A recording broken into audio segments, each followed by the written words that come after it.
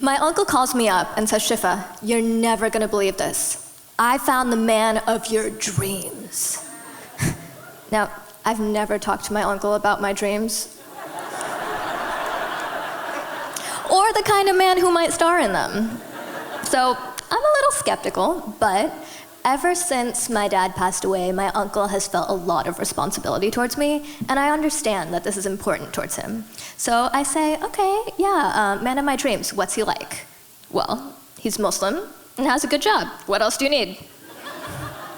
I mean, I need so much. I need a sense of humor, I need personality, I look at the photo my uncle just sent me, and wow, this just might be my man.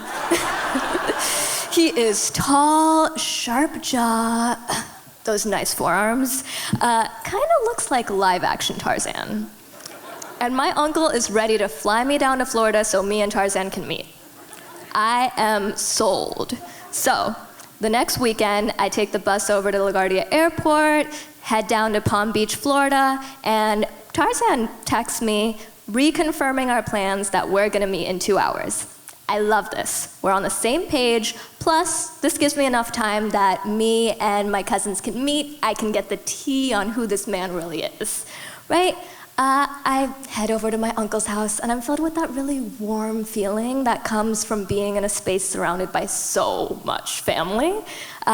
There's my great aunt, I give her a big hug. There's baby Kashif, and wait, who's there on the sofa?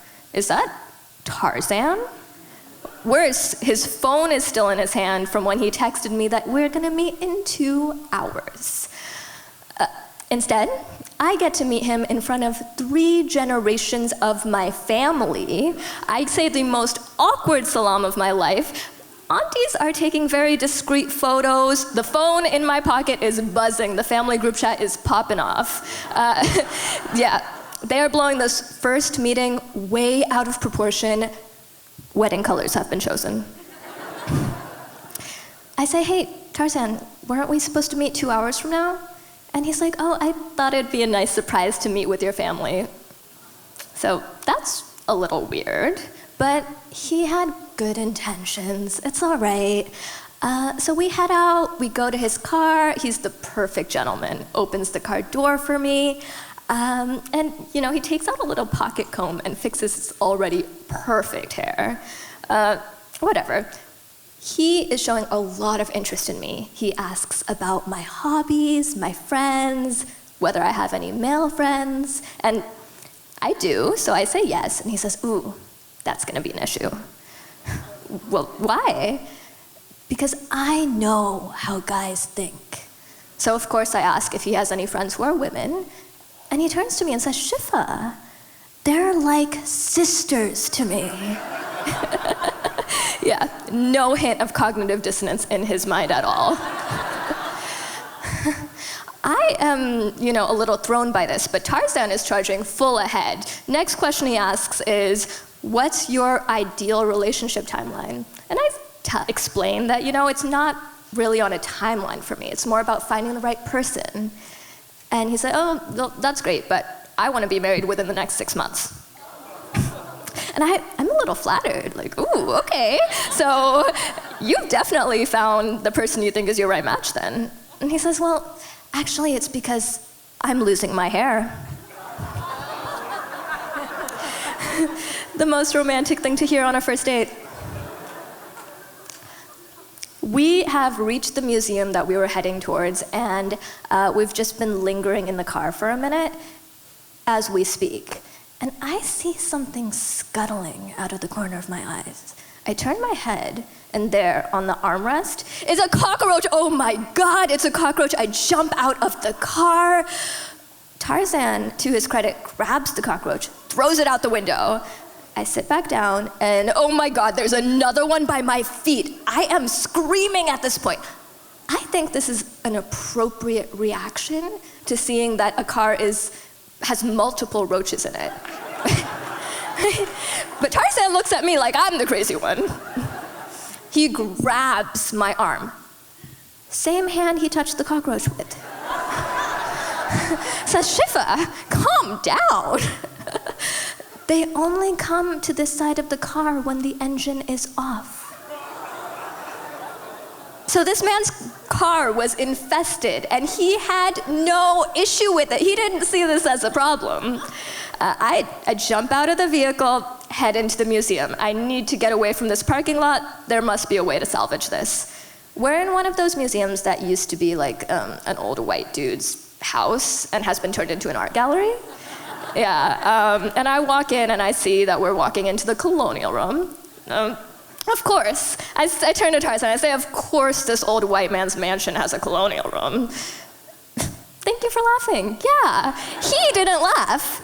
In fact, he turns to me and says, Shifa, I really admire the British Empire. That's what he said. He said, I really admire the British Empire, don't you? No, I don't. And then he says, oh, it's because you're a woman. You just can't understand my manly, ambitious urge to leave a mark on this world.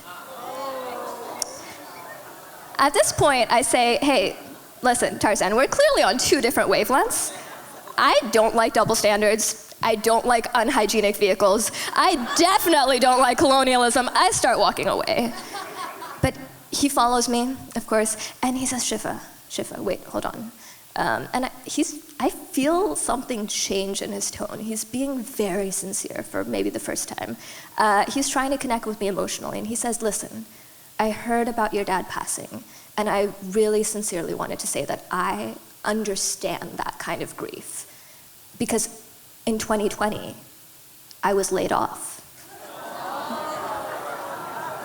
Yeah, the date was over. I gave him a bunch of platitudes, but made it very clear that there would not be a repeat performance. He would have to find his 6 months with someone else. And then I went back to my peaceful existence in Brooklyn. A week later, my uncle calls me up. Says, Shifa, you're not gonna believe this. And I'm like, oh no, I'm not ready for this, not ready for the next one. And he says, you really dodged a bullet. Tarzan, in the last week, has shaved his head, left his job, bought a one-way ticket home. And then he says, oh, Shifa, the one thing that every Asian child wants to hear, I'm proud of you. You showed good judgment. And I realized something. It's not just any Muslim man with a good job who's worth your time.